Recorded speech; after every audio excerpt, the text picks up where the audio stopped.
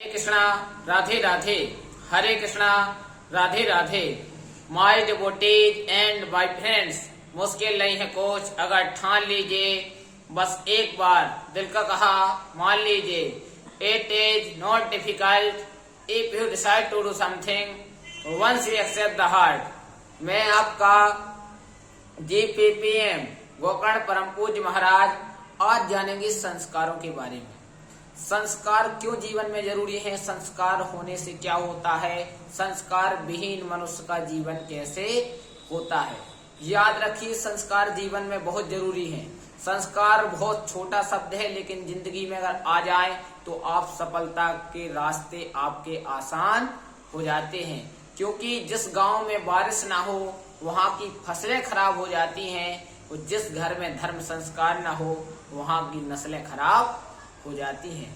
यानी अगर धर्म संस्कार नहीं है तो याद रखिए कि आपके घर में क्या होगा। जब आपके घर में संस्कार नहीं होगा तो आपका बच्चा कुसंग में फंस जाएगा।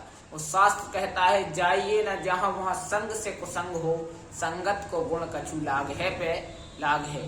काजर की कोठरी में कितनो जो सयान हो जाए, लेकिन पे कछु रेख लाग है पे लाग है।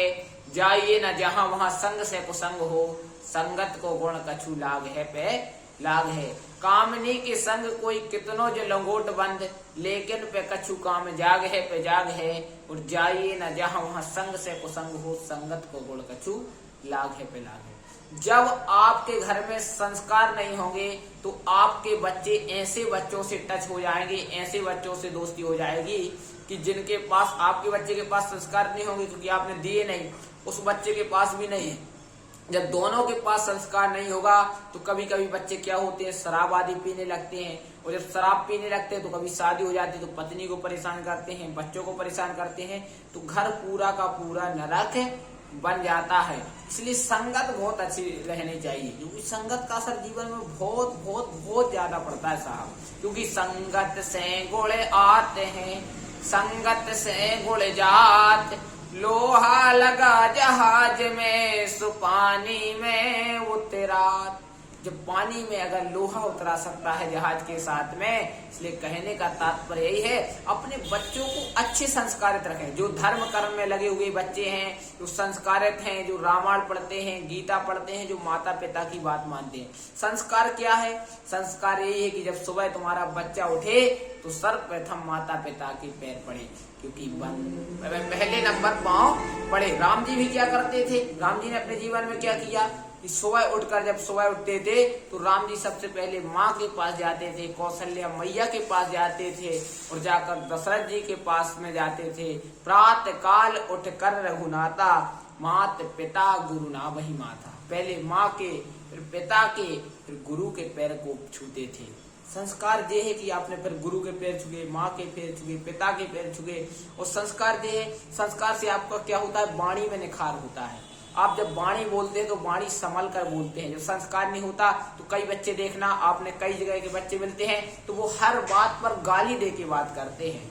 शास्त्र कहता है, हरे भरे पेड़ पर सूखी डाली नहीं होती, और हरि नाम गाने वालों के मुख पर गाली नहीं होती। जो फैला दे उसके दर पर झोली, उसकी झोली कभी खाली नहीं होती।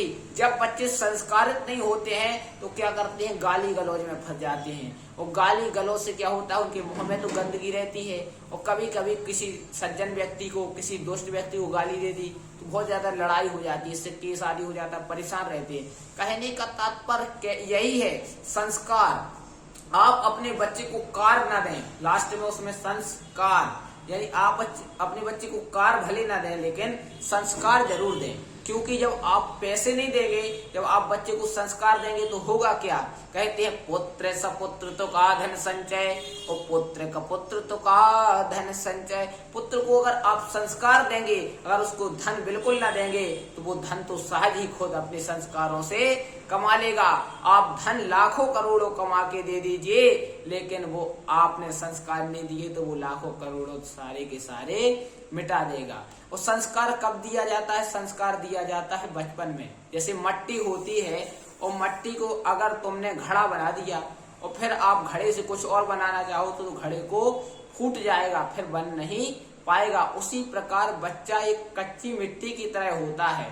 तो बचपन में ही संस्कार दिए जाते हैं। कहते हैं जो बचपन में संस्कार दिए जाते हैं वो जीवन भर रहते हैं। इसलिए अपने बच्चों को संस्कार जरूर दें। संस्कारित जीवन आप स्वयं रखें, मर्यादित जीवन रखें। इसी शुभकामनाओं के साथ मैं गोकर्ण परम पूज्य महाराज GPPM आपसे विदा लेता हूँ।